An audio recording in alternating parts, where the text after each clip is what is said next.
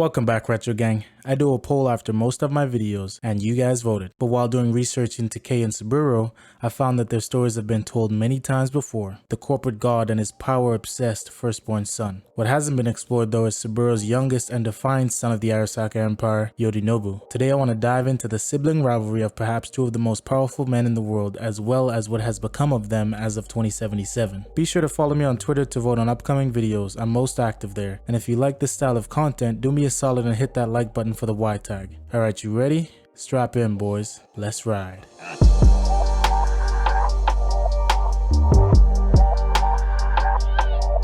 Getting right into it, gang. Kei is Saburo's eldest and most trusted child, and as the only one who believed in his father's goals, Kei was the logical heir to the Arasaka Empire. At the age of 21, it was Yorinobu's time to be taught the true nature of Arasaka. He was secretly appalled. That night, he defected, running away from the atrocities of his family's existence. Whilst Kei became the cold, emotionless leader of the Arasaka shogunate with his aging father's direction, Yorinobu gathered a group of Tokyo nomads, Kotetsu no Ryu. They called themselves the Steel Dragons, sworn to expose and destroy Arasaka forever. By the 2000s, Saburo is virtually a prisoner of the compound. Kei is able to travel, and with his heavy security, he often does, going all over the world and low Earth orbit ceaselessly, arranging meetings, consolidating business, and making contacts worldwide. At some point, Kei is married, with his wife eventually giving birth to their daughter, Michiko. Yorinobu's disloyalty greatly saddened his father, who acknowledges that he must be destroyed. Kei hates his half-brother passionately and has sworn to kill him, whilst Yorinobu's sister, Hanako, still loves her brother and doesn't know that he secretly plans to free her from her father's control. Once a month, Yorinobu and Hanako communicate through the net, reaffirming their fraternal love for one another. For many years, he led the Steel Dragons and sought destruction, but soon realized that the corporate giant's power was impossible to defeat, at least from the outside. By 2022, Arasaka's conflict with Militech, another weapons and manufacturing conglomerate, i.e. the Fourth Corporate War, was in full swing. With Saburo in seclusion for the duration of the fighting for health and safety reasons, Kei had exclusive control over his father's corporation and was fully behind this gruesome war. Yorinobu was in direct opposition to the war.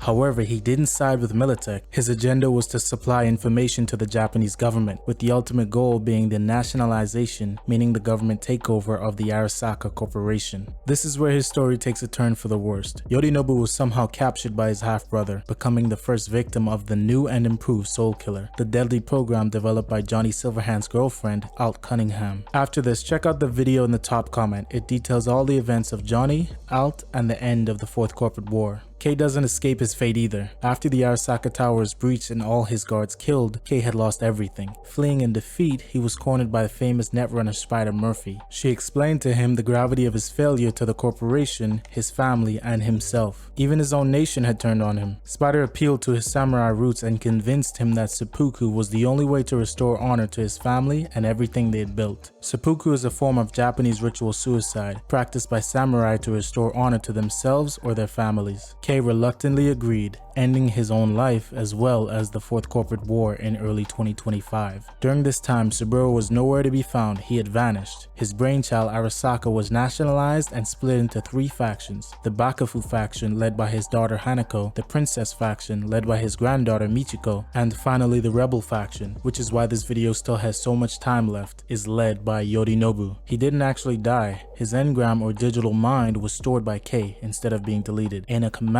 center underneath the Arasaka building in Night City. At this time, Biotechnica, a bioware research corporation, had pioneered human cloning. It is very plausible that Arasaka had been working with them since 2020, with the Soul Killer program being the way to extract the human mind and Biotechnica's ungodly creations. They had seemingly discovered the path to immortality. Enter 2077, and slight spoilers of the beginning of the game here. Now's your chance to click on the video in the top comment if you do decide to leave. For those that are still with me, Yorinobu is in possession of the relic chip that holds Johnny's consciousness, which he stole from his 158-year-old father, Saburo Arasaka, which V and Jackie then steals from him. The man in Evelyn's braindance recording is almost definitely Yorinobu Arasaka.